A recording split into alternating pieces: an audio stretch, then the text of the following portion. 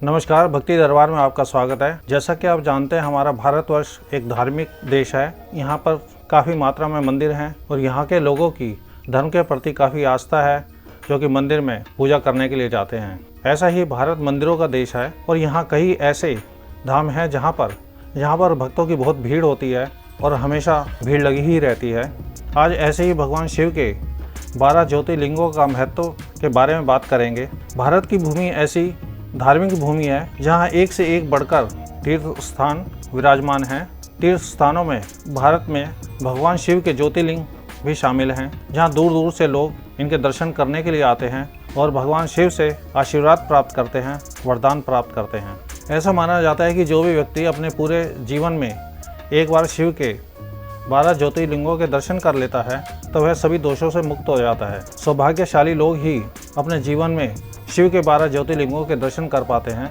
इस वीडियो में 12 ज्योतिर्लिंगों के बारे में बात करेंगे। ज्योतिर्लिंग 2 शब्दों से मिलकर बना है। शिव प्रकाशमान ज्योति के रूप में प्रकट हुए थे। धार्मिक मान्यता व ग्रंथों के अनुसार शिव साक्षात रूप में एक दिव्य ज्योति के रूप में प्रकट हुए थे। यह धरती के 12 अलग अलग स्थानों पर अपने विभिन्न रूपों में विराजमान हुए थे। माना जाता है कि एक बार भगवान ब्रह्मा को और भगवान विष्णु के बीच यह बहस हुई कि कौन सबसे बड़ा है। तभी भगवान शिव प्रकाश स्तंभ के रूप में प्रकट हुए और प्रत्येक से इस प्रकाश स्तंभ का अंत खोजने का कहा। भगवान विष्णु ऊपर की ओर, भगवान ब्रह्मा नीचे की ओर इस ज्योतिर्लिंग का अंत खोजने के लिए चले गए, लेकिन फिर भी इसका अंत नहीं मिला। इसके बाद भगवान शिव ने प्रकाश स्तंभ को पृथ्वी पर गिरा दिया और आज उसे ही ज्योतिर्लिंग के नाम से जाना जाता है। भगवान शिव, जो कि हर इंसान जानता है, जो कि हर इंसान पूजा भी करता है। भगवान शिव ऐसे भोले शिव है जो कि जरा से पूजा करने पर भी खुश हो जाते हैं और वरदान दे देते हैं। आज मैं भगवान शिव के 12 ज्योतिर्लिंगों के बारे में आपको बता रहा हूँ। आपको ये जानकारी अच्छी लगे, चैनल को सब्सक्राइब करें। इसमें सबसे पहला ज्योतिर्लिंग है सोमनाथ ज्योतिर्लिंग, जो कि गुजरात में है। सोमनाथ ज्योतिर्लिंग भारत के गुजरात में स्थित है। यह ज्योतिर्लिंग गुजरात के सौराष्ट्र नामक के स्थान पर स्थित है। यह पृथ्वी का पहला ज्योतिर्लिंग माना जाता है। माना जाता है कि देवताओं ने पवित्र कुंड बनाया था, जिसे सोमनाथ कुंड माना जाता है। इस कुंड में स्नान करने से व्यक्ति के या किसी भी जीव के सारे पाप नष्ट हो जाते हैं और वह मृत्यु जन्म के चक्र से मुक्त होकर मोक्ष प्राप्त करता है। सोमनाथ ज्योतिर्लिंग का उल्लेख ऋग्वेद, शिव पुराण, स्कंद पुराण, श्रीमद् भागवत गीता में भी मिलता है। इससे हम यह अंदाज़ा लगा सकते हैं कि यह मंदिर कितना पुराना हो सकता है। सबसे पहले इस मंदिर को भगवान चंद्रदेव ने बनाया था। भगवान चंद्रदेव को सोमदेव के नाम से भी जाना जाता है।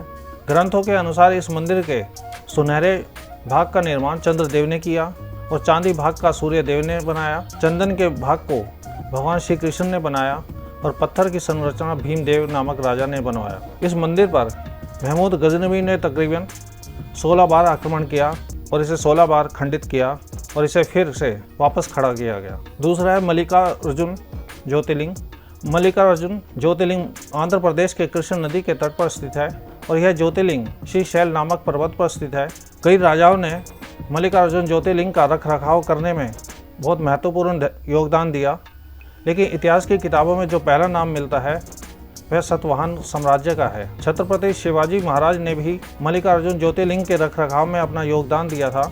इस ज्योतिर्लिंग की एक खास बात यह भी है, इसी के पास एक शक्तिपीठ भी है। भारत में कुल 51 शक्तिपीठ हैं। महाकालेश्वर ज्योतिर्लिंग। महाकालेश्वर ज्योतिर्लिंग मध्य प्रदेश के उज्जैन में स्थित है। यह 12 ज्योतिर्लिंगों में एकमात्र ऐसा ज्योतिर्लिंग है जो दक्षिण मुखी है और यहाँ प्रतिदिन काफ़ी भक्तों का तांता लगा रहता है और त्योहारों पर तो बहुत ही ज़्यादा भक्त यहाँ दर्शन करने के लिए आते हैं। महाकालेश्वर ज्योतिर्लिंग एकमात्र दक्षिण मुखी ज्योतिर्लिंग है जो अपने आप में प्रकट हुआ था। महाकालेश्वर ज्योतिर्लिंग में भगवान शिव की पूजा जलती हुई चिता की राख व भस्म से महाकाल शिव की पूजा की जाती है।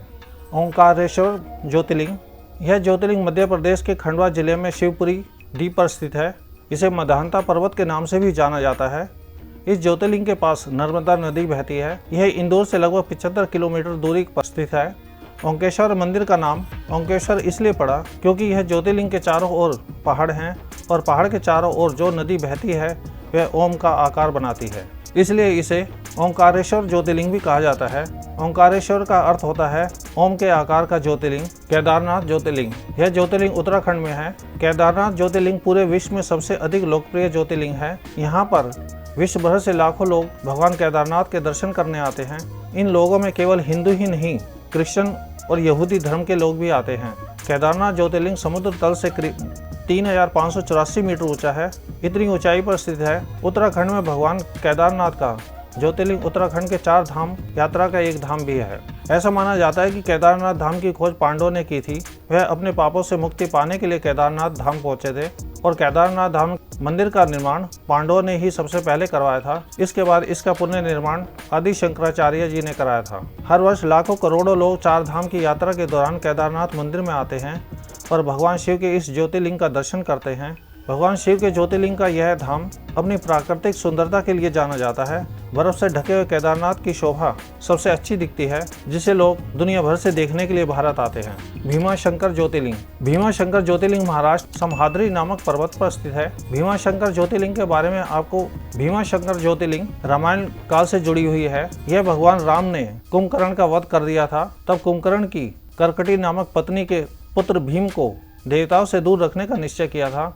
जब भीम को पता चला तो देवता ने उसके पिता का वध कर दिया, तो उसने बदला लेने के लिए ब्रह्मा जी की तपस्या करी और महान बलशाली होने का वरदान मांगा। इसी कारण उन्हें कामरूपेश नामक राजा को बंदी बनाकर काल कोठरी में डाल दिया, क्योंकि वह शिवजी के भक्त थे। भीम ने कहा तुम मेरी पूजा करो, लेकिन कामरूपेशप ने ऐसा करने से मना कर दिया और भीम ने कामरूपेशप को मारने की कोशिश की। तभी भगवान शिव ने वहां प्रकट होकर भीम का वध कर दिया। तभी देवताओं ने भगवान शिव से प्रार्थना की वे वहीं अपने ज्योतिर्लिंग के रूप में निवास करें। तब से इस ज्योतिर्लिंग का नाम भीमाशंकर ज्योतिर्लिंग पड़ गया। भगवान काशी विश्वनाथ ज्योतिर्लिंग उत्तर प्रदेश के वाराणसी शहर में स्थित है। वाराणसी पूरे भारत की धार्मिक राजधानी मानी जाती है।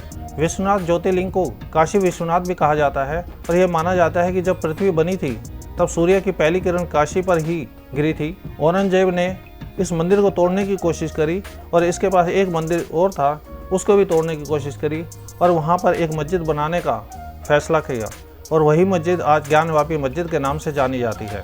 इस समय भगवान काशी विश्वनाथ ज्योतिर्लिंग मंदिर परिसर का भव्य निर्माण कराया गया है।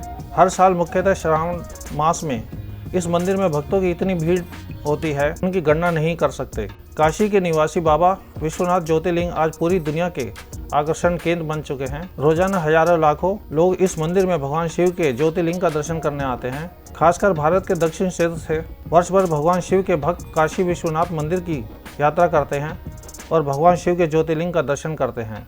दक्षिणेश्वर घाट के किनारे बसा हुआ यह मंदिर और इसका भव्य नज़ारा किसी स्वर्ग से कम नहीं है। त्र्यंबकेश्वर ज्योतिर्लिंग महाराष्ट्र में स्थित है और यह महाराष्ट्र के भी नासिक जिले में स्थित है। त्र्यंबकेश्वर ज्योतिर्लिंग ब्रह्मगिरी नामक एक पर्वत पर स्थित है। यहाँ से गोदावरी नदी शुरू होती है। त्र्यंबकेश्वर ज्योतिर्लिंग इसलिए भी जाना जाता है क्योंकि यहाँ पर 3 छोटे छोटे लिंग हैं जिन्हें ब्रह्मा, विष्णु और शिव के प्रतीक माना जाता है। यह मंदिर महाराष्ट्र के नासिक शहर से दूर गोमती नदी के तट पर है। वैद्यनाथ ज्योतिर्लिंग।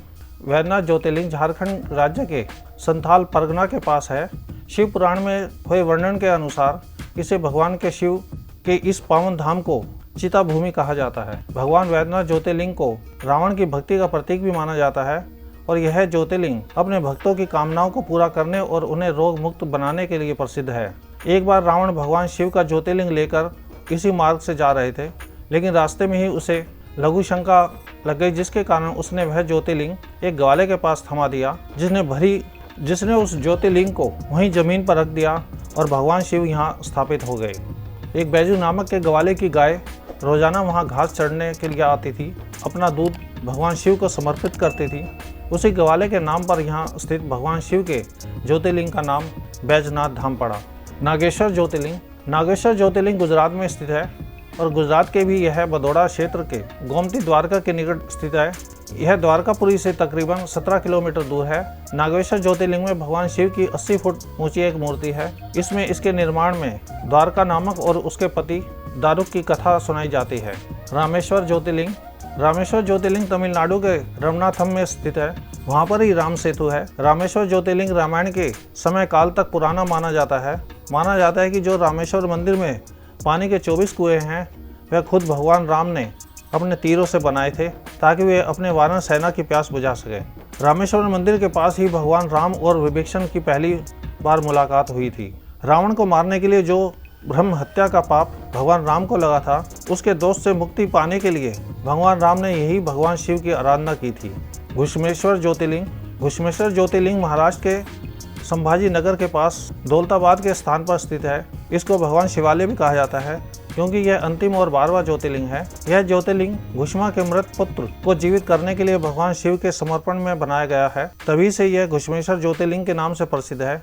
आज ज्योतिर्लिंग घुश्मेश्वर ज्योतिर्लिंग के प्रसिद्ध नाम से भी जाना जाता है। आपको मैंने भगवान शिव के 12 ज्योतिर्लिंगों के बारे में बताया।